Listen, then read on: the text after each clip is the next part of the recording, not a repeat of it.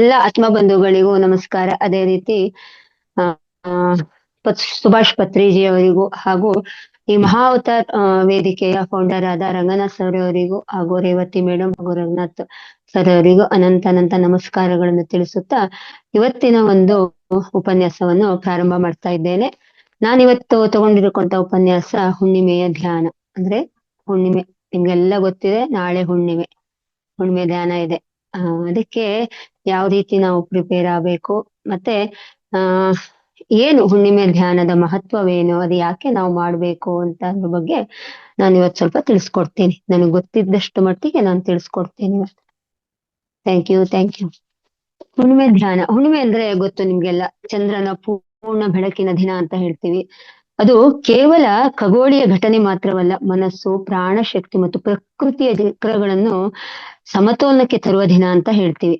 ಅಂದ್ರೆ ಚಂದ್ರನ ಸಂಪೂರ್ಣತೆ ದಿನ ಅಂತ ಹೇಳ್ತೀವಿ. ಹಾಗಾದ್ರೆ ಹುಣ್ಣಿಮೆ ಧ್ಯಾನ ಅಂದ್ರೇನು?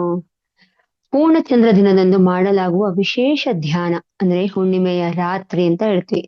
ಈ ದಿನ ಚಂದ್ರನ ಶಕ್ತಿ, ಪ್ರಕೃತಿಯ ಕಂಪನ ಮತ್ತು ಮಾನವನ ಮನಸ್ಸಿನ ತರಂಗಗಳು ವಿಶೇಷ ರೀತಿಯಲ್ಲಿ ಸಮತೋಲನದಲ್ಲಿರುತ್ತೆ.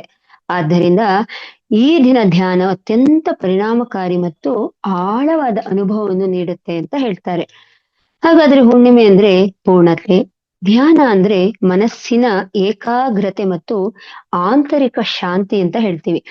ಹುಣ್ಣಿಮೆ ಧ್ಯಾನ ಎಂದರೆ ಮನಸ್ಸು, ಪ್ರಾಣ ಮತ್ತು ಆತ್ಮವನ್ನು ಪೂರ್ಣಚಂದ್ರನ ಶಕ್ತಿಯೊಡನೆ ಹೊಂದಿಸಿ ಶುದ್ಧೀಕರಿಸುವ ಒಂದು ಆಧ್ಯಾತ್ಮಿಕ ಪ್ರಕ್ರಿಯೆ ಅಂತ ಹೇಳ್ತೀವಿ.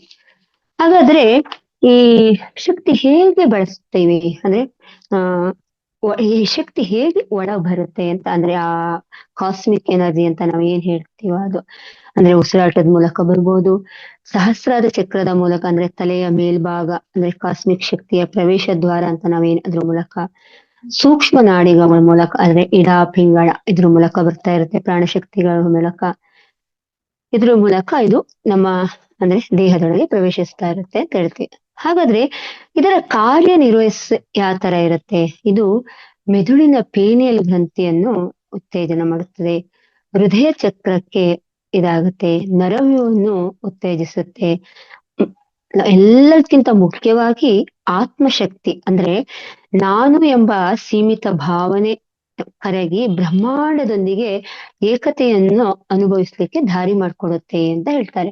ಅದಕ್ಕಾಗಿ ಹುಣ್ಣಿಮೆ ಧ್ಯಾನಕ್ಕೆ ವಿಶೇಷವಾದ ಒಂದು ಮಹತ್ವವನ್ನು ಇಟ್ಟಿದ್ದಾರೆ. ಅದಕ್ಕಾಗಿ ಪತ್ರಿಜಿಯವರು ಹುಣ್ಣಿಮೆ ಧ್ಯಾನಕ್ಕೆ ತುಂಬಾ ಪ್ರಾಮುಖ್ಯತೆ ಕೊಟ್ಟಿದ್ದಾರೆ.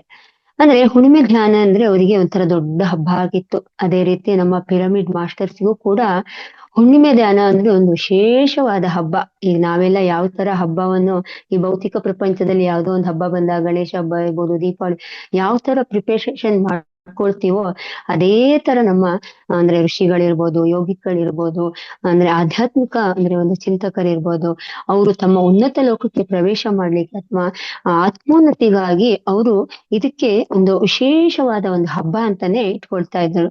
ಅದೇ ರೀತಿ ನಮ್ಮ PSSM ನ 18 ಆದರ್ಶ ಸೂತ್ರಗಳಲ್ಲಿ ಕೂಡ ಅಂದ್ರೆ ಆದರ್ಶ ತತ್ವಗಳು ಅಥವಾ ಸೂತ್ರಗಳು ಅಂತ ನಾವೇನ್ ಹೇಳಿದ್ರಲ್ಲಿ ಕೂಡ ಹುಣ್ಣಿಮೆ ಧ್ಯಾನಕ್ಕೆ ವಿಶೇಷವಾದ ಅಂದ್ರೆ ಒಂದು ಮಹತ್ವ ಕೊಟ್ಟಿದ್ದಾರೆ ಮತ್ತು ಅದ್ರ ಬಗ್ಗೆ ವಿವರವಾಗಿ ತಿಳಿಸಿದ್ದಾರೆ ಅಂತ ಹೇಳ್ತೀವಿ.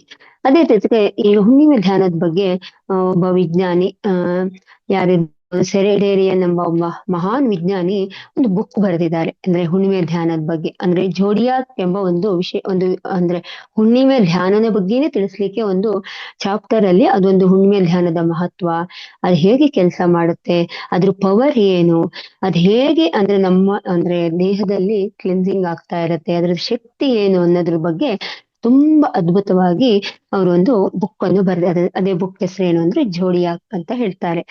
ಆ ಕಾಸ್ಮಿಕ್ ಎನರ್ಜಿ ಸೂರ್ಯನಿಂದ ಬಂದಿರುವಂತದ್ದು. ಕಿರಣಗಳು ಚಂದ್ರನ ಮೇಲ್ ಬೀಳುತ್ತೆ, ಚಂದ್ರ ಮೇಲ್ ಬೀಳ್ದ ಮೇಲೆ ಅದು ಆ ಚಂದ್ರನಿಂದ ಮತ್ತೆ ನಮಗೆ ಭೂಮಿ ಮೇಲೆ ಬರ್ತದೆ ಅಂತ ಹೇಳ್ತಾರೆ. ಅದು ಬಂದಿದ್ದೆ ಅದೇ ಕಾಸ್ಮಿಕ್ ಎನರ್ಜಿ ಅಥವಾ ಪ್ರಾಣಶಕ್ತಿ ಅಥವಾ ಬ್ರಹ್ಮಾಂಡ ಶಕ್ತಿ ಅಂತ ಹೇಳ್ತೀವಿ.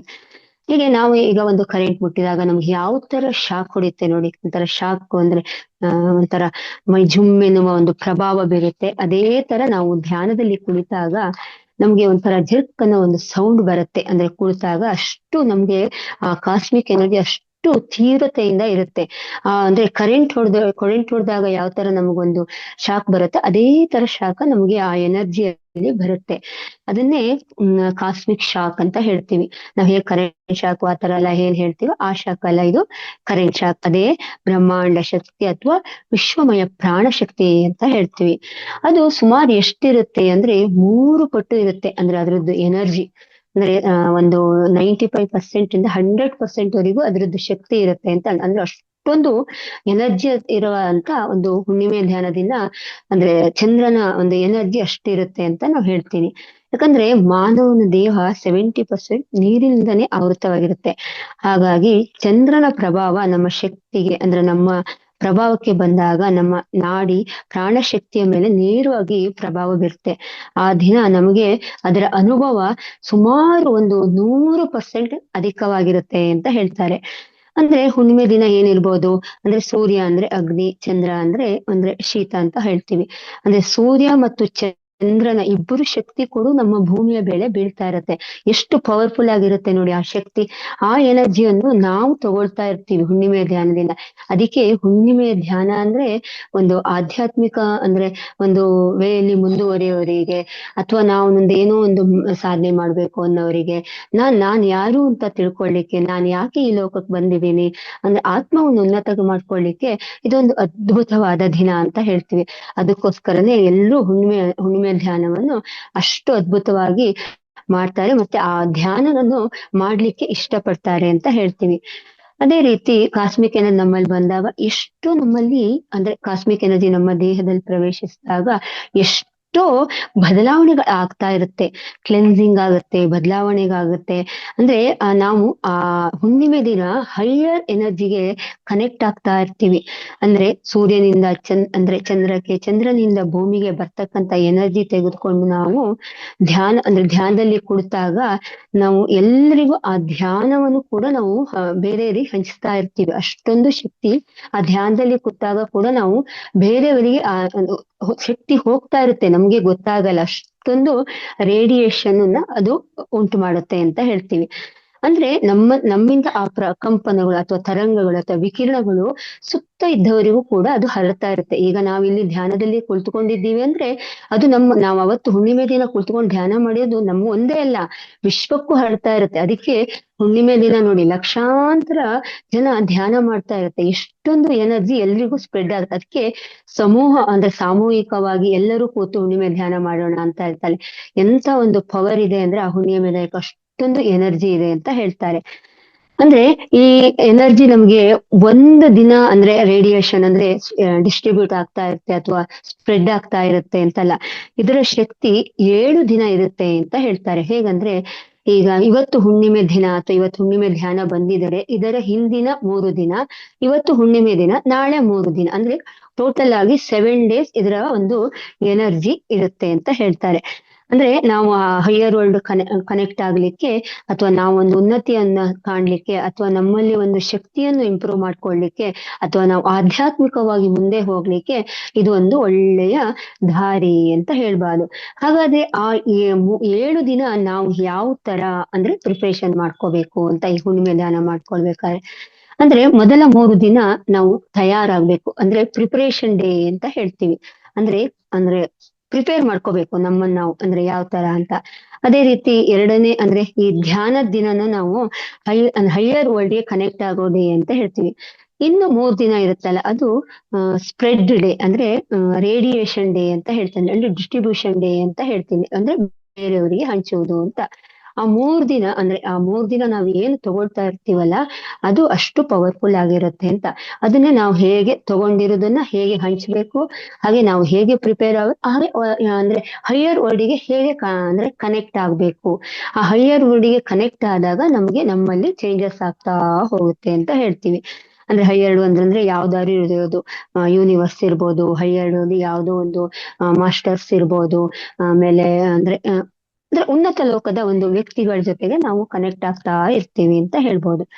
ಅದೇ ರೀತಿ ನಾನು ಹಾಗಾದ್ರೆ ನಾನು ಈಗ ನಿನ್ನೆ ಧ್ಯಾನ ಮಾಡಿದ್ದೀನಪ್ಪ ಹುಣ್ಣಿಮೆ ದಿನ ಅವತ್ತು ಇವತ್ತೇ ನಾವು ಮಾಡೋದ್ ಬೇಡವಾ ಅಂತ ಇಲ್ಲ. ಅಂದ್ರೆ ಧ್ಯಾನ ನಾವು ಹುಣ್ಣಿಮೆ ದಿನ ಧ್ಯಾನ ಮಾಡಿದ್ರೂ ಕೂಡ ಮಾರನೇ ದಿನ ಧ್ಯಾನ ಮಾಡ್ತಾನೆ ಇರ್ಬೇಕು. ಆ ಎನರ್ಜಿ 3 ದಿನನೂ ಕೂಡ ಮತ್ತೆ 3 ದಿನ ಅದು ಹಾಗೆ ಇದ್ದೇ ಇರುತ್ತೆ. ಅಂದ್ರೆ ಟೋಟಲ್ ಆಗಿ 7 ದಿನ ಏನಿರುತ್ತ ಆ ಎನರ್ಜಿ ಹಾಗೆ ಇರುತ್ತೆ. ಫಸ್ಟ್ 3 ದಿನ, ಆಮೇಲೆ ಧ್ಯಾನದ ದಿನ, ಲಾಸ್ಟ್ 3 ದಿನ ಅಂತ ಹೇಳ್ತೀವಿ. ಅಂದ್ರೆ ಆ ಪ್ರತಿ ಆ ಕಂಪನಗಳು ಅಂದ್ರೆ ಆ ತರಂಗಗಳು ವಿಕಿರಣಗಳು ಎಲ್ಲ ಕಡೆ ಅದು ಸ್ಪ್ರೆಡ್ ಆಗ್ತಾ ಇರ್ತವೆ. ಅಂದ್ರೆ ಆ ಎನರ್ಜಿನ ನಾವು ಎಲ್ಲ ಕಡೆ ಹಂಚ್ತಾ ಇರ್ತೀವಿ. ಅಂದ್ರೆ ನಾವು ಆ ಧ್ಯಾನದಲ್ಲಿ ಕುಳಿತುಕೊಂಡಾಗಲೇ ಕೂಡ ಆ ಹುಣ್ಣಿಮೆ ಧ್ಯಾನದಲ್ಲಿ ನಾವು ಕುಳಿತುಕೊಂಡಾಗೆ ನಮ್ಮ ಅಂದ್ರೆ ಆ ವಿಕಿರಣಗಳು ಅಥವಾ ತರಂಗಗಳು ಏನ್ ಹೇಳ್ತೀವೋ ಅದು ಡಿಸ್ಟ್ರಿಬ್ಯೂಷನ್ ಆಗ್ತಾನೆ ಇರುತ್ತೆ ಎಲ್ಲಾ ಕಡೆ. ಅಂದ್ರೆ ಅದಕ್ಕೆ ಅಷ್ಟೊಂದು ಶಕ್ತಿ ಇದೆ ಅಂತ ನಾವು ಅದನ್ನ ಹೇಳ್ತೀವಿ. ಅಂದ್ರೆ ಹಾಗಾದ್ರೆ ಆ 3 ದಿನ ಪ್ರಿಪರೇಷನ್ ನಾವ್ ಯಾವ ರೀತಿ ಮಾಡ್ಕೋಬೇಕು ಅಂದ್ರೆ ನಾವ್ ಆತರ ಕನೆಕ್ಟ್ ಆಗ್ಬೇಕಾದ್ರೆ ಅಥವಾ ನಾವು ಒಂದು ಶಕ್ತಿ ಬರ್ಬೇಕಾದ್ರೆ ನಮ್ಗೊಂದು ಎನರ್ಜಿ ಬರ್ಬೇಕಾದ್ರೆ ನಾವೊಂದು ಆತ್ಮೋನ್ನತಿಯಾಗಿ ದಾರಿ ಮಾಡ್ಕೋ ಅಥವಾ ಉನ್ನತ ಲೋಕಕ್ಕೆ ಇದ್ ಮಾಡ್ಕೋಬೇಕು. ನಾವ್ ಯಾವ ತರ ರೆಡಿ ಆಗ್ಬೇಕು? ನಾವು ಶಾರೀರಿಕವಾಗಿ ಆಗ್ಬೇಕು, ಆಮೇಲೆ ಮಾನಸಿಕವಾಗಿ ಆಗ್ಬೇಕು, ಭಾವನಾತ್ಮಕವಾಗಿ ಆಗ್ಬೇಕು. ಶಾರೀರಿಕವಾಗಿ ಅಂದ್ರೆ ನಾವು ದೇಹವನ್ನು ದಂಡಿಸಬಾರ್ದು ಅಂತ ಹೇಳ್ತಾರೆ. ಅಂದ್ರೆ ದೇಹಕ್ಕೆ ವಿಶ್ರಾಂತಿ ಬೇಕು. ಆ ವಿಶ್ರಾಂತಿ ಕೊಟ್ಟಾಗ ನಮ್ಗೆ ಅಂದ್ರೆ ದೇಹ ನಮ್ಗೆ ಹೇಗ್ ಬೇಕೋ ಹಾಗೆ ನಮ್ಗೆ ಅದು ಪ್ರಿಪೇರ್ ಮಾಡ್ಕೊಂಡಾಗ ನಮ್ಗೆ ದೇಹ ಚೆನ್ನಾಗಿ ಅಂದ್ರೆ ಪ್ರಿಪೇರ್ ಮಾಡೋದು ಅಂದ್ರೆ ನಾವು ಚೆನ್ನಾಗಿ ನಿದ್ದೆ ಮಾಡ್ಬೇಕು. ಇಡೀ ದಿನ ರಾತ್ರಿ ಎಲ್ಲ ಧ್ಯಾನ ಮಾಡಿ ಕುಳಿತುಕೊಂಡಾಗ ನಮ್ಮ ದೇಹ ರೆಸ್ಟ್ಲೆಸ್ ಆಗ್ಬಿಡುತ್ತೆ. ದೇಹಕ್ಕೆ ಶಕ್ತಿನೇ ಇಲ್ಲದಂತ ಅಂದ್ರೆ ಅದೇನಾಗುತ್ತೆ ಅಂದ್ರೆ ಅಂದ್ರೆ ಟಾಕ್ಸಿಕ್ ಅನ್ನು ಹೊರಗಡೆ ಅಂದ್ರೆ ನಿದ್ದೆ ಮಾಡಿದಾಗ ನಮ್ಮ ದೇಹದಲ್ಲಿರುವ ಟಾಕ್ಸಿನ್ ಅನ್ನು ಹೊರಗಡೆ ಹಾಕ್ಲಿಕ್ಕೆ ಅಂದ್ರೆ ವಿಷವಸ್ತುಗಳೇನಿರುತ್ತೆ ಅದನ್ನ ಹೊರಗಡೆ ಹಾಕ್ಲಿಕ್ಕೆ ಆ ಟೈಮಲ್ಲಿ ಅವಕಾಶ ಇರುತ್ತೆ. ಅದಕ್ಕೋಸ್ಕರ ನಾವು ಧ್ಯಾನದ ಅಂದ್ರೆ ಈಗ ಹೇಗೆ ಅಂದ್ರೆ ನಮ್ಮ ದೇಹವನ್ನು ಆ ರೀತಿ ಅಂದ್ರೆ ನಿದ್ದೆ ಮಾಡಿ ನಿದ್ದೆಯಿಂದ ಅದಕ್ಕೆ ರೆಸ್ಟ್ ಕೊಡ್ಬೇಕಾಗತ್ತೆ. ಅದೇ ರೀತಿ ನಾವು ದೇಹಕ್ಕೆ ಈಗ ಒಂದು ಆವತ್ತಿನ ದಿನ ನಾವೇನ್ ಮಾಡೋದು, ಈ ಡ್ರಿಂಕ್ಸ್ ಮಾಡೋದು, ಸ್ಮೋಕ್ ಮಾಡೋದು, ಅಥವಾ ಯಾವುದೋ ಒಂದು ಅಂದ್ರೆ ಭಾರವಾದ ಒಂದು ಹೆವಿಯಾದ ಒಂದು ಊಟ ಮಾಡೋದು, ಅಂದ್ರೆ ಆ ತರ ಎಲ್ಲ ಮಾಡ್ಬಾರ್ದು. ಸ್ವಲ್ಪ ಅಂದ್ರೆ ಒಳ್ಳೆಯ ಆಹಾರ ತಗೊಳ್ಳೋದು, ಸಾತ್ವಿಕವಾದ ಫುಡ್ ತಗೊಳ್ಳೋದು, ಈ ತರ ಅಂದ್ರೆ ಬೇಡದ ಅಂದ್ರೆ ಡ್ರಿಂಕ್ಸ್ ಆ ತರದೆಲ್ಲ ನಾವು ಮಾಡ್ಲೇಬಾರ್ದು. ಯಾಕಂದ್ರೆ ಅವತ್ತಿನ ದಿನ ಎನರ್ಜಿ ಹೇಗಿರುತ್ತೆ ಅಂದ್ರೆ 3 ಪಟ್ಟು ಅಂದ್ರೆ 3 ಪಟ್ಟು ಹೆಚ್ಚಿರುತ್ತೆ. ಅಂದ್ರೆ ಅದು ಅತಿಯಾಗ್ತಾ ಬರುತ್ತೆ ಅಂತ ಅತಿಯಾಗಿ ಒಂದು ಅಂದ್ರೆ ರೋಗಕ್ಕೆ ಕಾರಣ ಅಥವಾ ಅಂದ್ರೆ ಏನೋ ಒಂದು ಎನರ್ಜಿಗೆ ನಾವು ಕನೆಕ್ಟ್ ಆಗೋದ್ ಬದಲು ಯಾವುದೋ ಬೇಡದ ಒಂದು ಇದಕ್ಕೆ ಕನೆಕ್ಟ್ ಆಗಿ ನಾವು ಯಾವುದೋ ಒಂದು ಕಾಯಿಲೆ ಇರ್ಬೋದು ಅಥವಾ ಒಂದು ನಮ್ಮಲ್ಲಿ ಕೋಪ ತಾಪಗಳು ಹೆಚ್ಚಾಗೋದು ಅದೆಲ್ಲ ಜಾಸ್ತಿ ಆಗ್ತಾ ಇರುತ್ತೆ ಅಂತ ಹೇಳ್ತಾರೆ. ಅದಕ್ಕೆ ಆ ತರ ಎಲ್ಲ ಯಾವುದು ಮಾಡ್ಲೇಬಾರ್ದು. ನಮ್ಮ ದೇಹವನ್ನು ಚೆನ್ನಾಗಿ ಇಟ್ಕೋಬೇಕು, ಒಳ್ಳೆಯ ಆಹಾರ ತಗೋಬೇಕು, ಅಂದ್ರೆ ಸಾತ್ವಿಕವಾದ ಫುಡ್ ತಗೋಬೇಕು, ಅದ್ರ ಜೊತೆಗೆ ವಿಶ್ರಾಂತಿ ಕೊಡ್ಬೇಕು ದೇಹಕ್ಕೆ. ಆ ತರ ನಮ್ಮ ದೇಹವನ್ನು ಮಾಡ್ಕೊಂಡಾಗ ನಮ್ಮಲ್ಲಿರುವ ಬೇಡದ ಒಂದು ಎನರ್ಜಿ ಅಂದ್ರೆ ಅಂದ್ರೆ ಏನ್ ಹೇಳ್ತೀವಿ ಅಂದ್ರೆ ಟಾಕ್ಸಿನ್ ಅನ್ನೋದು ವಿಷ ಅನಿಲವನ್ನು ಅದು ಹೊರಗಡೆ ಹಾಕ್ತಾ ಇರುತ್ತೆ ಅಂತ ಹೇಳ್ತಾರೆ.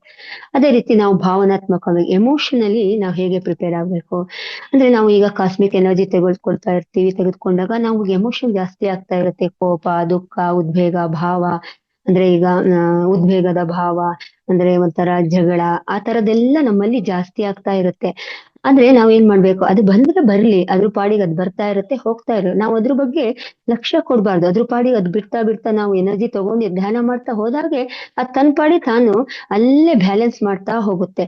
ಬಂದಿದ್ ಬರ್ಲಿ ಬಿಡು, ಏನ್ ಬಂದ್ರು ನಾನ್ ತಗೊಳ್ತೀನಿ ಅಂತ ಅಂದ್ರೆ ನನ್ಗೆ ಯಾಕೆ ಹೀಗಾಯ್ತು, ಅವ್ರಿಗಾಗಿಲ್ಲ ಇವ್ರಿಗಾಗಿಲ್ಲ ಅಂತ ನಾವು ಅದೆಲ್ಲ ಏನು ಅನ್ಕೋಬಾರ್ದು. ಯಾವುದೇ ಬಂದ್ರು ನಾನು ಫೇಸ್ ಮಾಡ್ತೀನಿ ಅಂತ ನಾವು ಭಾವನಾತ್ಮಕವಾಗಿ ಎಮೋಷನಲಿ ರೆಡಿ ಆಗ್ಬೇಕು. ಅದು ಆಗ ನಮ್ಮ ಮನಸ್ಸು ಅಥವಾ ನಮ್ಮ ಏನಿರುತ್ತೋ ಅದು ತಂತಾನಾಗೆ ಬ್ಯಾಲೆನ್ಸ್ ಮಾಡ್ಕೊಂಡು ಹೋಗ್ತಾ ಇರುತ್ತೆ. ಅಂದ್ರೆ ಹುಣ್ಣಿಮೆ ದಿನ ಅದು ರಿಲೀಸ್ ಆಗುತ್ತೆ ಅಂತ ಹೇಳ್ತಾರೆ. ಏನಿರುತ್ತೋ ಅದು ಬ್ಯಾಲೆನ್ಸ್ ಮಾಡ್ಕೊಂಡು ನಮ್ಮ ಬೇಡದನ್ನು ರಿಲೀಸ್ ಮಾಡುತ್ತೆ ಅಂತ ಹೇಳ್ತಾರೆ. ಅದೇ ರೀತಿ ಮೆಂಟಲಿ ಅಂದ್ರೆ ಮಾನಸಿಕವಾಗಿ ಅಂದ್ರೆ ಭಾವನಾತ್ಮಕವಾಗಿ ಎಮೋಷನಲಿ ಮೆಂಟಲಿ ನಾವ್ ಹೇಳ್ಬೇಕು.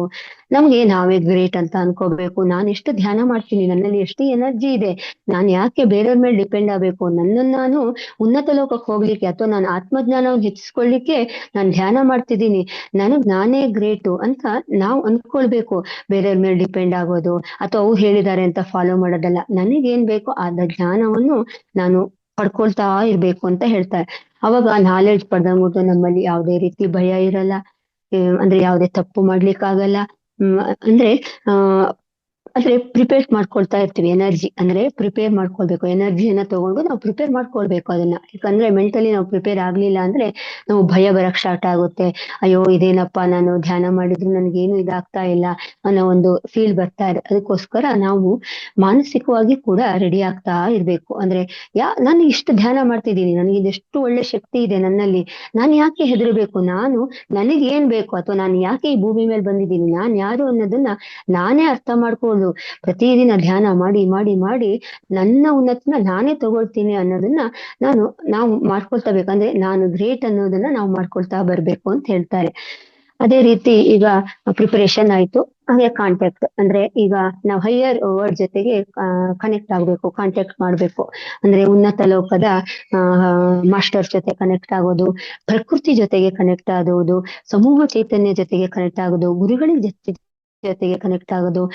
ಅವಾಗ ಏನಾಗುತ್ತೆ, ಈ ಗುರುಗಳ ಶಕ್ತಿ ಜೊತೆ ಅಂತರಾತ್ಮದ ಸಂಪರ್ಕ ಹೊಂದಿದಾಗ ಅವಾಗ ಏನಿಸ್ತದೆ, ದೇವರು ಎಲ್ಲೂ ಇಲ್ಲ, ಇಲ್ಲಿ ನನ್ನೊಳಗೆ ಇದ್ದಾನೆ, ನಾನೇ ದೇವರು, ನಾನೇ ಆತ್ಮಸ್ವರೂಪಿ ಅಂತ ನಮ್ಗೆ ಆ ಭಾವನೆ ಬರ್ತಾ ಹೋಗುತ್ತೆ. ಹೈಯರ್ ಮಾಸ್ಟರ್ ಜೊತೆ ಕನೆಕ್ಟ್ ಆದಾಗ ನಮ್ಮಲ್ಲಿ ಆ ಶಕ್ತಿಗಳು ಬರ್ತಾ ಹೋಗ್ತಾ ಇರುತ್ತೆ. ಅದಕ್ಕೋಸ್ಕರ ನಾವು ಕಾಂಟ್ಯಾಕ್ಟ್ ಹೈಯರ್ ವರ್ಡ್ ಅಂತ ಹೇಳ್ತೀವಿ. ಅಂದ್ರೆ ಉನ್ನತ ಲೋಕದ ಮಾಸ್ಟರ್ ಜೊತೆಗೆ ನಾವು ಅಂದ್ರೆ ಕನೆಕ್ಟ್ ಆಗ್ಬೇಕು.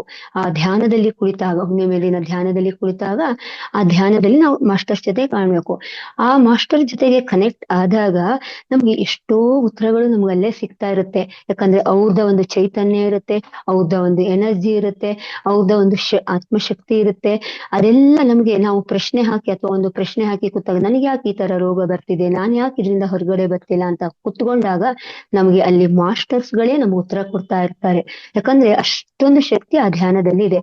ಆ ಧ್ಯಾನದಲ್ಲಿ ನಾವು ಕ್ವಶನ್ ಹಾಕಿ ಕುತ್ಕೋಬೇಕು. ಇವತ್ತು ನನ್ಗೆ ಈ ತರ ಆಯ್ತು, ಯಾಕೆ ಆಗ್ತಾ ಇದೆ, ನನಗ್ ಮಾತ್ರ ಈ ತರ ಬರ್ತಾ ಇಲ್ಲ, ಈ ತರ ರೋಗಗಳು ಬಂದಿದೆ, ಈ ರೋಗಕ್ಕೆ ಮೂಲ ಕಾರಣ ಏನು ಅಂತ ನಾವು ಅಲ್ಲಿ ಕ್ವಶನ್ ಹಾಕೋತವನ್ನ ಯಾವುದೋ ಒಂದು ಅಶರೀರವಾಣಿ ಬಂದು ನಮ್ಗೆ ಆ ಉತ್ತರವನ್ನು ತೋರಿಸ್ತಾ ಇರುತ್ತೆ. ಅಂದ್ರೆ ಅದು ಕೊಡ್ತಾ ಇರುತ್ತೆ, ನಿನ್ಗೆ ಇಂಥದ್ರಿಂದ ಇಂಥದ್ದಾಗಿದೆ, ನೀ ಹಿಂದಿನ ಲೋಕದಲ್ಲಿ ಈ ತರ ಮಾಡಿದ್ದೆ, ಈಗ ಬಂದು ಇದ್ ಮಾಡ್ತೇನೆ, ಈ ತರ ಮಾಡ್ಕೋಬೇಕು. ಅಂದ್ರೆ ಅಲ್ಲಿ ನಿಮ್ಗೆ ಹೇಗೆ ಪರಿವರ್ತನೆ ಮಾಡ್ಕೋಬೇಕು ಅನ್ನೋದನ್ನು ಕೂಡ ಅಲ್ಲಿ ನಮ್ಗೆ ಹೈಯರ್ ಕನೆಕ್ಟ್ ಆದಾಗ, ಓಡಿ ಕನೆಕ್ಟ್ ಆದ ಅಥವಾ ಹೈಯರ್ ಮಾಸ್ಟರ್ ಜೊತೆ ಕನೆಕ್ಟ್ ಆದಾಗ ನಮ್ಗೆಲ್ಲ ಅಲ್ಲಿ ಅಂದ್ರೆ ಆ ಧ್ಯಾನದಲ್ಲಿ ಕುಳಿತಾಗ ನಮ್ಗೆ ಒಂದು ಅಂದ್ರೆ ಬರ್ತಾ ಇರುತ್ತೆ ಶೀರವಾಣಿಯಿಂದ ಒಂದು ಏನು ನುಡಿ ಅಂತ ಹೇಳ್ತೀವ, ಅದು ಬರ್ತಾ ಇರುತ್ತೆ.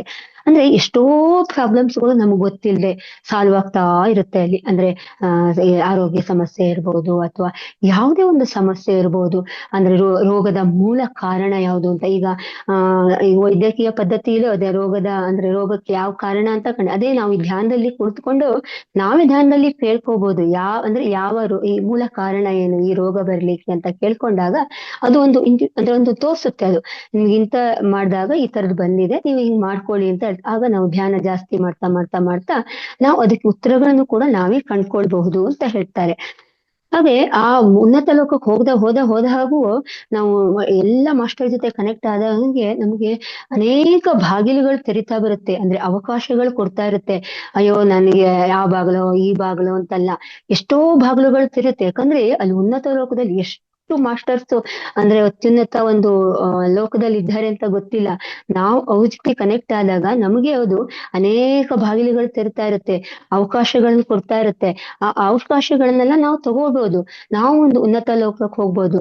ಅಂದ್ರೆ ಅಂದ್ರೆ ಅಲ್ಲಿಂದ ನಾವು ಕನೆಕ್ಟ್ ಆಗಿ ನಾವು ತಗೊಳ್ಬೇಕಾಗತ್ತೆ. ಅದಕ್ಕೋಸ್ಕರ ನಾವು ಅಲ್ಲಿಯ ಮಾಸ್ಟರ್ ಜೊತೆಗೆ ಕನೆಕ್ಟ್ ಆಗ್ಬೇಕು. ಅಲ್ಲಿ ನಮ್ಮ ಗುರುಗಳು ಬಂದಿರ್ಬೋದು, ಅಥವಾ ನಮಗ್ ಬೇಕಾದ ಮಾಸ್ಟರ್ಸ್ ಬಂದಿರ್ಬೋದು, ಅಥವಾ ನಮ್ಮ ತಂದೆ ತಾಯಿನೇ ಯಾರೋ ಬಂದಿರ್ಬೋದು, ಅಥವಾ ನಮ್ಮ ಹಳೆ ಅಜ್ಜಿ ಬಂದಿರ್ಬೋದು, ಆಶೀರ್ವಾದ ಮಾಡ್ಲಿಕ್ಕೆ ಬಂದಿರ್ಬೋದು, ಅಥವಾ ನಮ್ಗೆ ಯಾವ್ದೋ ಒಂದು ಇದಕ್ಕೂ ಅಂದ್ರೆ ಯಾವ್ದೋ ಒಂದು ವಿಷಯವನ್ನು ಹೇಳಲಿಕ್ಕೆ ಬಂದಿರ್ಬೋದು. ನಾವು ಅಲ್ಲಿ ಕೂತಾಗೆ ಕೇಳ್ಕೊಂಡಾಗ ನಮ್ಗೆ ಅದೆಲ್ಲ ಅಲ್ಲಿ ಹೊಳೆಯುತ್ತೆ. ನಾನು ಇದಕ್ಕಾಗಿ ಬಂದಿದ್ದೀನಿ, ನನಗೆ ಹಿಂಗಿತ್ತು, ನಾನು ಹಿಂದೆ ಈ ತರ ಕರ್ಮ ಮಾಡಿದ್ದೆ, ಅದಕ್ಕೆ ಈ ಜನ್ಮದಲ್ಲಿ ನಾ ಈ ತರ ಅನುಭವಿಸ್ತಾ ಇದ್ದೀನಿ, ನಾನು ಅದಕ್ಕೆ ಈ ತರ ಪರಿಹಾರ ಮಾಡ್ಕೋಬೇಕು ಅನ್ನೋದು ಅಲ್ಲೇ ಒಂದು ಇಂಟ್ಯೂಷನ್ ಕೊಡ್ತಾ ಇರುತ್ತೆ ನಮ್ಗೆ ಆ ಲೋಕದಲ್ಲಿ. ಅದಕ್ಕೆ ನಾವು ಅಲ್ಲಿ ಸುಲಭವಾಗಿ ಪರಿಹಾರ ಮಾಡ್ಕೋಬಹುದು. ಅದಕ್ಕೆ ಏನು ಪರಿಹಾರ ಮಾಡ್ಕೋಬೇಕು ಅನ್ನೋದನ್ನು ಅಲ್ಲಿ ನಮ್ಗೆ ಸೂಚಿಸ್ತಾ ಇರುತ್ತೆ.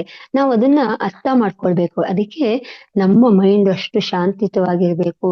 ನಾವು ಒಳ್ಳೆ ಆಹಾರಗಳನ್ನ ತಗೊಂಡ್ಕೊಂಡಾಗ ನಮ್ಗೆ ಅಂದ್ರೆ ನಮ್ಮ ದೇಹ ಅಷ್ಟು ಸುಸ್ಥಿರ ಇದ್ದಾಗ ಮಾತ್ರ ನಾವು ಅಷ್ಟು ಉನ್ನತ ಲೋಕಕ್ಕೆ ಹೋಗ್ಲಿಕ್ಕೆ ಸಾಧ್ಯವಾಗುತ್ತೆ. ಅವಾಗ ನಾವು ಅದೆಲ್ಲ ತಿಳ್ಕೊಳ್ಲಿಕ್ಕೆ ಕಾರಣ ಆಗತ್ತೆ ಅಂತ ಹೇಳ್ತಾರೆ.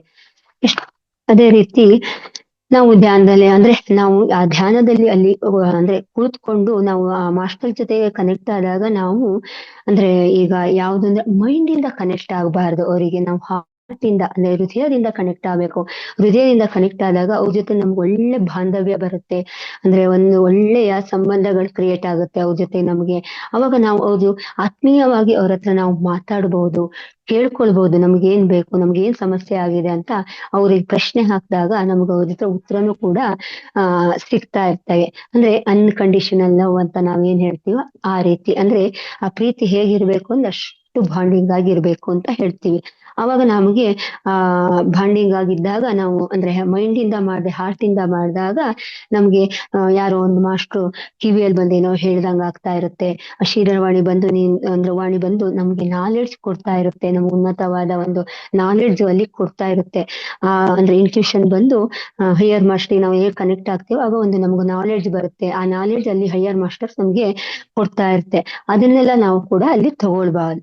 ಅದೇ ರೀತಿ ಲಾಸ್ಟ್ ಅಲ್ಲಿ ಇನ್ನು 3 ಡೇಸ್ ಏನಿರುತ್ತೆ ಅದು ರೇಡಿಯೇಷನ್ ಅಂದ್ರೆ ಡಿಸ್ಟ್ರಿಬ್ಯೂಷನ್ ಮಾಡೋದು ಅಂತ ಹೇಳ್ತೀವಿ. ಏನು ನಾವು ಎನರ್ಜಿಯನ್ನು ತಗೊಂಡಿರ್ತೀವಲ್ವಾ ಧ್ಯಾನದಲ್ಲಿ ಕೂತಾಗ, ಆ ಧ್ಯಾನದಲ್ಲಿ ಕೂತಾಗ ತಗೊಂಡಿರೋ ಅಂತ ಎನರ್ಜಿಯನ್ನು ನಾವು ಡಿಸ್ಟ್ರಿಬ್ಯೂಷನ್ ಮಾಡೋದು ಅಂದ್ರೆ ಹರಡ್ಸೋದು ಅಥವಾ ಸ್ಪ್ರೆಡ್ ಮಾಡೋದು ಅಂತ ಹೇಳ್ತೀವಿ. ಹೇಗೆ ಸ್ಪ್ರೆಡ್ ಮಾಡೋದು? ಧ್ಯಾನದ ಅನುಭವ ಹೇಳೋದು, ಅಂದ್ರೆ ನನ್ ಧ್ಯಾನದಲ್ಲಿ ಹೀಗಾಯ್ತು ಹಾಗಾಯ್ತು ಅಂತ ಹೇಳೋದು. ನಾವು ಹೇಳಲಿಲ್ಲ ಅಂದ್ರೂ ಆ ಹುಣ್ಣಿಮೆ ದಿನ ಮಾಡಿದ ಧ್ಯಾನದ ಒಂದು ಎನರ್ಜಿ ನಮಗೆ ಮತ್ತೆ ಒಂದು 3 ದಿನ ಅದು ಎಲ್ಲ ಕಡೆ ಅಂದ್ರೆ ನಾವು ಮಾಡ್ಬೇಕು ಅಂತಿಲ್ಲ, ಅದು ತಂತಾನಾಗೆ ಸ್ಪ್ರೆಡ್ ಆಗ್ತಾ ಇರುತ್ತೆ.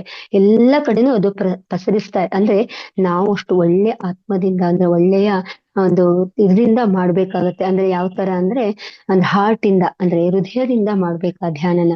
ನನ್ಗೆ ನಾನು ನನ್ ತರನೇ ಅವರು, ನಾನು ಈ ಜಗತ್ತು ಎಲ್ಲ ನಂದು, ನಾನೊಬ್ಬಳೇ ಅಲ್ಲ ಈ ಪ್ರಪಂಚದಲ್ಲಿರೋದು, ಎಲ್ಲರೂ ನನ್ನ ಜೊತೆಗಿದ್ದಾರೆ, ನನ್ನಂತೆ ಅವರು ಅನ್ನೋ ಆ ಒಂದು ಮನೋಭಾವನೆ ಇಟ್ಕೊಂಡು ಪ್ರೀತಿಯಿಂದ ಹೃದಯಪೂರ್ವಕವಾಗಿ ಮಾಡಿದಾಗ ಈ ಆ ಧ್ಯಾನ ಇರುತ್ತಲ್ಲ, ಆ ಧ್ಯಾನದಿಂದ ಬಂದಿದ್ದ ಎನರ್ಜಿಯನ್ನು ನಾವು ಕೂಡ ಅದೇ ರೀತಿ ಅದು ಸ್ಪ್ರೆಡ್ ಆಗ್ತಾ ಇರುತ್ತೆ. ಅಂದ್ರೆ ಹೊರ ಜಗತ್ತಿಗೆ ಅಕ್ಕಪಕ್ಕದವ್ರು ಇರ್ಬೋದು ಎಲ್ಲರಿಗೂ ಕೂಡ ಅದೇ ಶಾಂತಿಯುತವಾಗಿ ಸ್ಪ್ರೆಡ್ ಆಗ್ತಾ ಇರುತ್ತೆ. ಅಂದ್ರೆ ಅನ್ಕಂಡೀಷನಲ್ ಆಗಿ ಸ್ಪ್ರೆಡ್ ಆಗ್ತಾ ಇರುತ್ತೆ. ಹೃದಯಪೂರ್ವಕವಾಗಿ ಎಲ್ಲ ಕಡೆ ಅದು ಅಕ್ಕಪಕ್ಕದೆಲ್ಲರಿ ಅಂದ್ರೆ ಸ್ಪ್ರೆಡ್ ಆಗ್ತಾ. ಈಗ ನಾವು ಒಂದು ಒಳ್ಳೆಯ ಅನುಭವಗಳನ್ನು ಒಳ್ಳೆಯ ಧ್ಯಾನಿ ಜೊತೆ ಮಾತಾಡಿದಾಗೂ ಕೂಡ ಅವರಿಗೂ ಕೂಡ ಅದು ಹರಡ್ತಾ ಇರುತ್ತೆ. ಅದಕ್ಕೋಸ್ಕರ ನಾವು ಆವತ್ತಿನ ದಿನ ಯಾವ್ದಾದ್ರು ಒಂದು ಒಳ್ಳೆ ವ್ಯಕ್ತಿ ಜೊತೆ ಮಾತಾಡ್ಬೇಕು, ಧ್ಯಾನದ ಬಗ್ಗೆ ಹೇಳ್ಕೋಬೇಕು.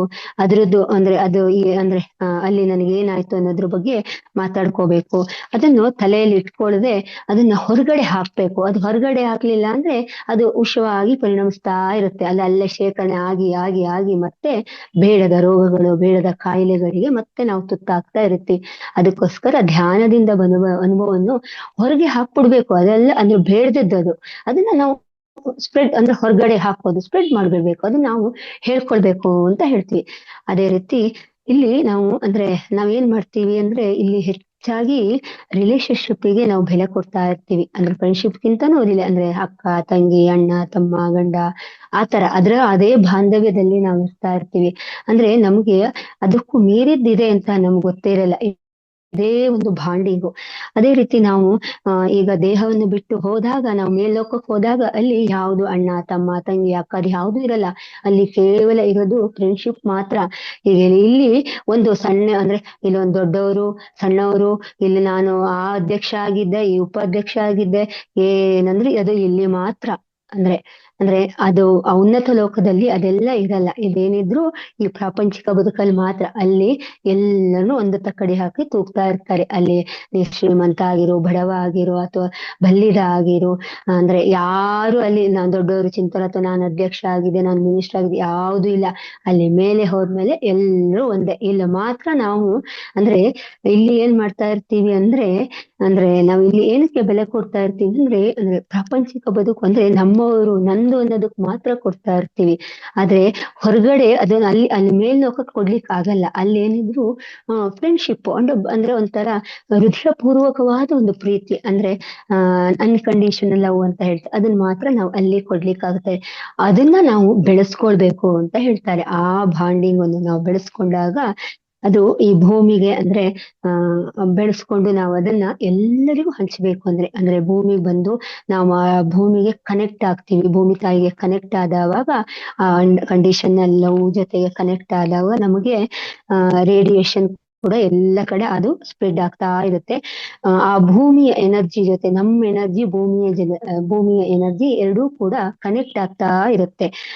ಅಂದ್ರೆ ಆಗ ಕನೆಕ್ಟ್ ಆದಾಗ ನಾವು ಹಂಗೆ ಮಾಡ್ತಾ ಮಾಡ್ತಾ ಕನೆಕ್ಟ್ ಆಗ್ತಾ ಆಗ್ತಾ ಹೈಯರ್ ಲೋಕ ಅಂದ್ರೆ ಬೇರೆ ಬೇರೆ ಲೋಕಗಳಿಗೆ ನಾವು ಪ್ರವೇಶ ಮಾಡ್ತಾ ಇರ್ತೀವಿ. ಹಾಗೆ ಬೇರೆ ಲೋಕ ಪ್ರವೇಶ ಮಾಡಿದಾಗ ನಾವು ಈಗ ಅಂದ್ರೆ ಯಾವ 3 ಡೈಮೆನ್ಷನ್ ಇಂದ ಫಿಫ್ತ್ ಡೈಮೆನ್ಷನ್, ಫಿಫ್ತ್ ಇಂದ ಸೆವೆಂತ್, ಸೆವೆಂತ್ ಇಂದ 12th, ಹೀಗೆ ಅನೇಕ ಡೈಮೆನ್ಷನ್ ಗಳನ್ನು ದಾಟ್ತಾ ಹೈಯರ್ ಲೋಕಕ್ಕೆ ಪ್ರವೇಶ ಮಾಡ್ತಾ ಇರ್ತೀವಿ ಅಂತ ಹೇಳ್ತಾರೆ. ಅದಕ್ಕೋಸ್ಕರ ಈ ಪೂರ್ಣಚಂದ್ರ ಅಂದ್ರೆ ಹುಣ್ಣಿಮೆ ದಿನ ಧ್ಯಾನ ಮಾಡಿದ್ರೆ ನಾವು ಆತ್ಮವನ್ನು ಉದ್ಧಾರ ಮಾಡ್ಕೊಳ್ಳೋದು, ನಾವ್ ಯಾರು ಅಂತ ತಿಳ್ಕೊಳ್ಬಹುದು, ಹಾಗೂ ಉನ್ನತ ಲೋಕಕ್ಕೆ ಕನೆಕ್ಟ್ ಆಗ್ಬೋದು. ನಾವು ಅಂದ್ರೆ ನಮ್ಗೆ ಮೋಹ ಮತ್ತು ವ್ಯಾಮೋಹ ಎಲ್ಲ ಬಿಟ್ಟು ಹೋಗುತ್ತೆ. ಬರೇ ಅಂದ್ರೆ ನಂದು ಅನ್ನೋದಲ್ಲ, ಎಲ್ಲರನ್ನೂ ಪ್ರೀತಿಯಿಂದ ಕಾಣೋದು, ಎಲ್ಲರೂ ನನ್ನವರು ಅನ್ನೋ ಭಾವನೆಯಿಂದ ನೋಡೋದು ಕೂಡ ಆ ಹುಣ್ಣಿಮೆ ಧ್ಯಾನದಿಂದ ಸ್ಟಾರ್ಟ್ ಆಗುತ್ತೆ ಅಂತ ಎಲ್ಲ ಧ್ಯಾನದಲ್ಲೂ ಬರುತ್ತೆ. ಆದ್ರೆ ಹುಣ್ಣಿಮೆ ಧ್ಯಾನ ಯಾಕೆ ವಿಶೇಷ ಅಂದ್ರೆ ಆತ್ಮೋನ್ನತಿಗೆ, ಆತ್ಮದ ಉದ್ಧಾರಕ್ಕಾಗಿ, ಆತ್ಮದ ಚಿಂತನೆಗಾಗಿ ನಾನ್ ಬಂದಿದ್ದೀನಿ ಈ ಭೂಮಿ ಮೇಲೆ, ನಾನ್ ಯಾರು ಅಂತ ತಿಳ್ಕೊಳ್ಳೋದು. ನಾವು ದೇಹವನ್ನು ಪ್ರೀತಿಸ್ತಾ ಇದ್ದೀವಿ, ಈ ದೇಹ ಬಿಟ್ಟ ಮೇಲೆ ಏನೂ ಇಲ್ಲ ಮಾಸ್ಟರ್ಸ್. ದೇಹಕ್ಕೆ ನಾವು ಅಷ್ಟು ಬೆಲೆ ಕೊಡ್ತಾ ಇದ್ದೀವಿ, ನಂದು ನಂದು ಈ ದೇಹ, ಈ ಶರೀರ ಅಂದ್ರೆ ಅಷ್ಟು ಬೆಲೆ ಕೊಡ್ತಾ ಇದೆ. ಆದ್ರೆ ಇದು ಯಾವುದು ನಂದಲ್ಲ, ನಮ್ಗೆ ಬೇಕಾದ ಆತ್ಮದ ಒಂದು ಉನ್ನತಿ, ಆತ್ಮದ ಇದು ಪ್ರಗತಿ ಆಗ್ತಾನೇ ಇರ್ಬೇಕು. ಅದು ಯಾವ ಒಂದು ಇದ್ರಲ್ಲಿ ಸಿಗುತ್ತೆ ಅಂದ್ರೆ ಈ ಹುಣ್ಣಿಮೆ ಧ್ಯಾನದಲ್ಲಿ ಅತ್ಯುನ್ನತವಾಗಿ ಸಿಗುತ್ತೆ ಅಂತ. ಅದಕ್ಕೋಸ್ಕರ ಯಾವಾಗ್ಲೂ ಪ್ರತಿ ತಿಂಗಳು ಹುಣ್ಣಿಮೆ ಧ್ಯಾನ ಹೇಗ್ ಬರುತ್ತೆ ಅದನ್ನ ಮಿಸ್ ಮಾಡ್ಕೊಳ್ಬಾರ್ದು. ಪ್ರತಿ ದಿನನೂ ಪ್ರತಿ ಸರಿ ಹುಣ್ಣಿಮೆ ಧ್ಯಾನನ ಅಟೆಂಡ್ ಮಾಡಿ.